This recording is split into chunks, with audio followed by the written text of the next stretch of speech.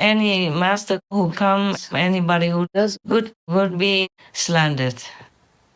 You don't know how much I have been slandered over these years, privately or openly. But the master knew already, have to bear it. Even just not talking about masterhood or anything yet. Like, for example, in Buddhism, recently, even if somebody likes one monk, especially because he shows outwardly some kind of principle, yes, then they begin to not like other monks who are more normal, doing just the normal work and being a normal monk, not strongly emphasizing or showing his holiness or principle keeping, for example. Then the two groups of followers will have problems with each other, even come to violence. Went away to other temple areas, other compounds, and beaten up the monks and even the old nuns just because they voice their opinion about the other monk that they follow. Everyone follows someone else, and even that monk, maybe outwardly he seems holy, but who knows what he is inside, what his motives and intentions are, and how much knowledge, wisdom he has, how much enlightenment he has already gained. Maybe nothing, just outside only. And maybe the other nuns and monks who criticize these so-called holy monks are even holy. It's just the way they have to do their work. So they should not beat up the other side of belief and divide Buddhism, make it weak. And then don't even go to their temple and go running after the other so-called holy monk. You can do that, but you cannot just abandon your previous teachers. He did what he could. He sacrificed his life. He doesn't have family, a wife and children the way you enjoy your life. And it's not simply, he wears only simple clothes. Has only a few pairs of clothes and lives in a simple place, even in the temple, a small room or something. He threw his life away, all the pleasure around him, in order to be a monk. Maybe he's not an excellent monk, but at least with him you have learned to remember the Buddha's teaching. He teaches you what he can. And if you think he is not good enough, then you can find another monk or teacher, of course. But do not come back and throw stones, tomatoes at your old teacher because he knows less or he doesn't show enough discipline for your frame of liking. That is violence against the Buddha's teaching. The Buddha would never want any of his followers to go and beat up another follower because you're also a normal being. You don't know which monk is holy, which monk is really not. Sometimes some monks are good intention inside, but they may say some words wrong. In the heat of the talk, there may be no planned lectures, no teleprompter like some rich people have. I don't have at the moment. I had it at some point several times.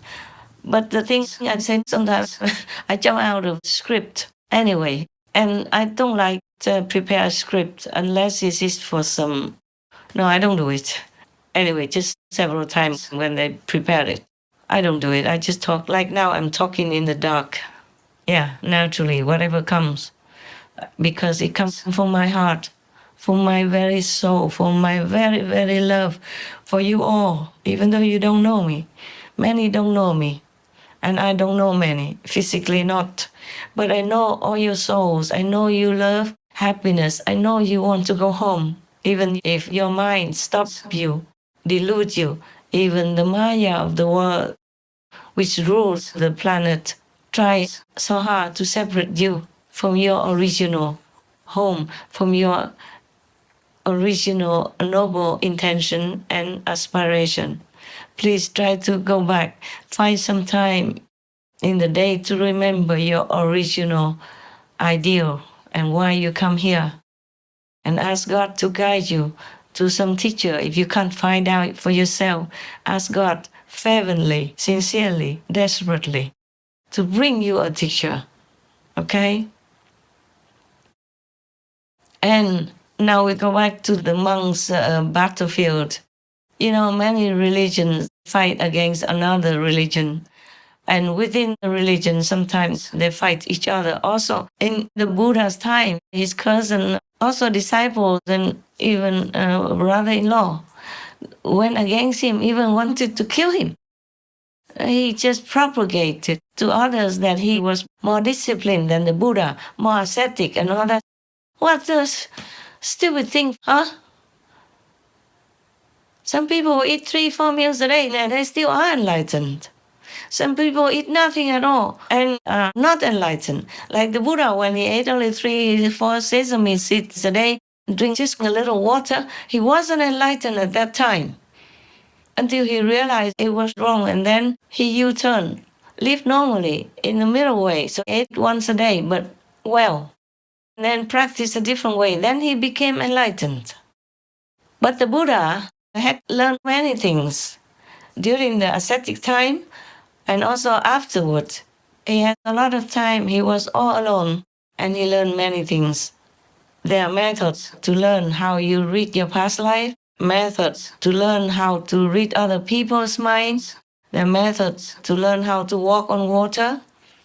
There are methods to learn how to fly in the air.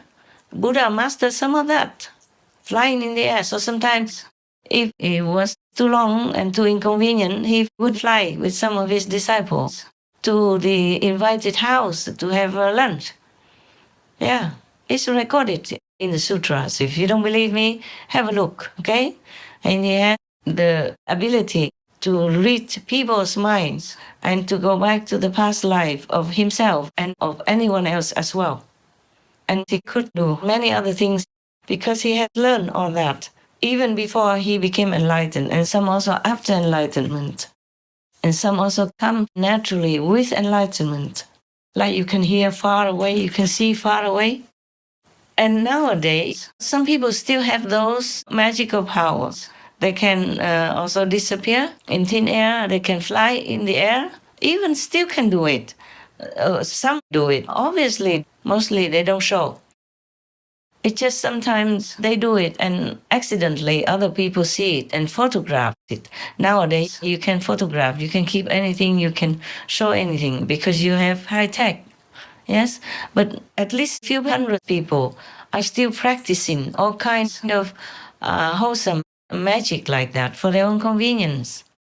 And also, they don't have to eat anything anymore. Yes, but there are not many you can meet, they hide. The Buddhas left many more sutras about how to learn all this kind of magic as well. When he was alive and many people follow him as monks, they also had all kinds of magical powers, or they're flying with him, going through stones, things like that. So one time even one of the monks who followed the Buddha was sitting in front of the ashram where the Buddha stayed at that time with some thousand monks. He was mending his chasha, the monk's outer dress. And one of the kings came and wanted to visit the Buddha, but he didn't know where the Buddha was. So he asked this monk who was mending his clothes, can you go and see where the Buddha is and announce to the Buddha that I'm coming to visit him, please? So the monk just walked through the rock and went inside to find the Buddha for him. And later, the Buddha saw the king. The king was very impressed and asked the Buddha, who was that? The monk who was sitting outside mending his chasha is a special name for the dress that the monks wear, okay? After the official monkhood ceremony, they wear this special chasha. So the Buddha said, he was one of the pool cleaners following me and became a monk. Yeah. Oh, the king was very, very ashamed and feeling very repentant. Because when these people wanted to become monks and became monks by the Buddha's permission, then many people slander them, make fun of them, rejected them, saying, oh, they just came for food, fortune, and fame. But it's not true. In a short time, they learn all kinds of things from the Buddha and walk into the rock to go to the other side of a big rock to go quicker. way than having to go in the official way. That king was very surprised and impressed. Yes, it's like that. Many people who followed the Buddha at that time were not rich and famous or anything. And even the wife of Mahakashyapa, they never had intimacy with each other anyway. She was following him to become a nun. Like in the beginning, because she was new, so Mahakashyapa took care of her. He brought food for her and they ate together. And then all the gossip and slander, all kinds of things. So later they separated. They didn't eat together anymore. And they each took care of themselves alone, for example, like that.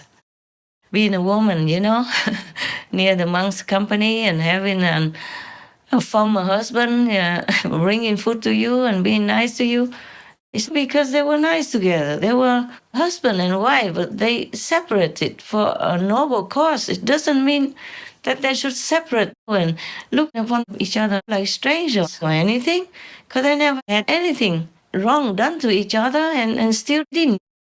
But humans are humans and we always have trouble. They always look at the outside things, outside actions, and don't look inside for enlightenment or the status of that saintly person. Even if they want to, they cannot, because most of humanity lost everything already.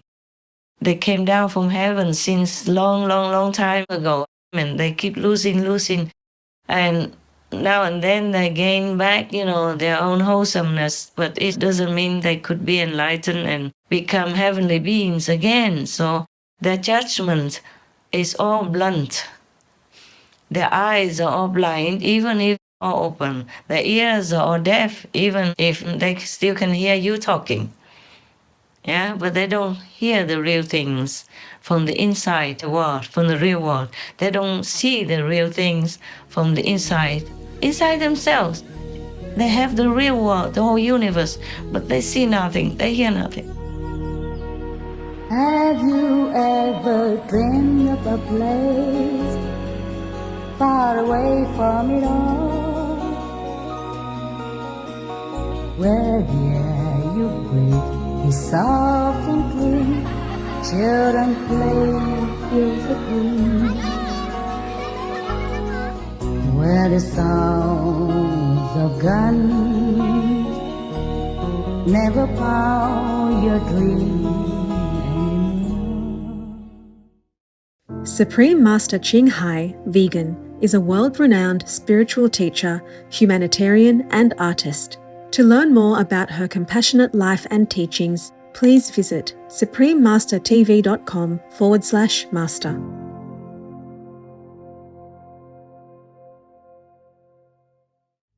A man of my spiritual intensity does not eat corpses. George Bernard Shaw, vegetarian.